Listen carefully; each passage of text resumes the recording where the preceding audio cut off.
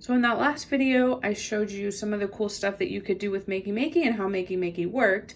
But now I'm going to show you the really fun stuff that you can do with Makey Makey and how inventive you can get. So what I've done here is make a little cardboard piano, and I've used just some aluminum foil for the conductive material to attach my wires to. This is something really simple that you could make at home if you have foil and a piece of cardboard. Now I'm going to attach my wires. So I want to make sure that my wires are attached correctly, corresponding to what the piano app that I got from the Makey Makey website says each key will be. You could hook them up randomly, right? And it would kind of just make noise. But if I wanted to act more like an actual piano and go up in the right order, then I need to make sure that I'm hooking up my keys correctly. So if my left key is my first note, my red wire is attached to that. So I'm just going to attach that right on top. If my top key is the next note, that's my green wire. If my orange key is the next one, that's the right arrow. And then finally bottom, one more. And then the space bar, which is my yellow, I'm gonna connect last. Now, when I grab my ground wire, which is a white wire, and I hold that down, so you don't have to connect it to anything conductive if you don't want to, because your own skin is conductive. Then I press these keys, we should activate what we see on the screen. So let's look at something a little more complicated. For this, I wanted to make something like a video game controller. So what I did was just take a piece of cardboard and add some metal washers. And then I went ahead and connected everything, making sure that the moves on my Makey Makey correspond correctly with the moves on my controller.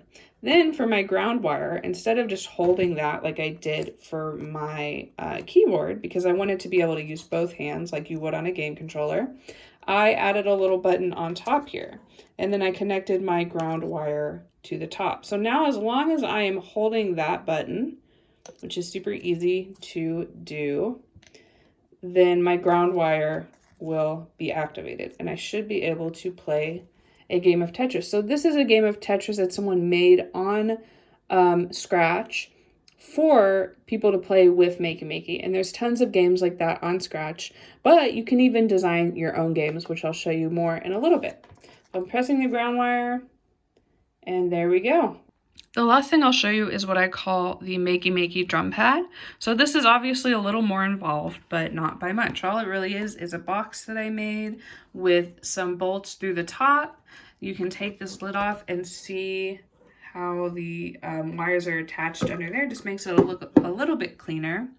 And my intention for making this was to replicate a somewhat realistic drum pad where you're pressing buttons and making drum sounds. And to do that, I needed to use Scratch. So if you're not familiar with Scratch at all, there's a Scratch tutorial that I've posted on the Sci-Tech website, and you can check that out. Basically, it's a really simple coding program. And if you watch that tutorial, this is absolutely a project that you could try out. So what I did was program each key to make a certain sound. And Scratch already has these pre-programmed drum sounds, so I can use those, but you can even record your own sounds and make your own drum pad or keyboard or flute or saxophone or whatever you want to make. Let's see how this actually works.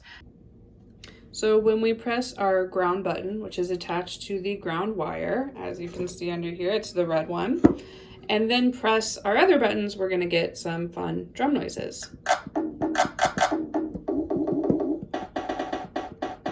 So that's just one example of something you could make, right? I'm sure watching this video, you've already been able to think of a million different inventions that you could use Makey Makey to power. So you've just seen a few examples of what you could make with Makey Makey, but the whole point of Makey Makey is to encourage invention and creativity and learning. So I really encourage you, if you can, to check it out, try it, and see what you can make yourself.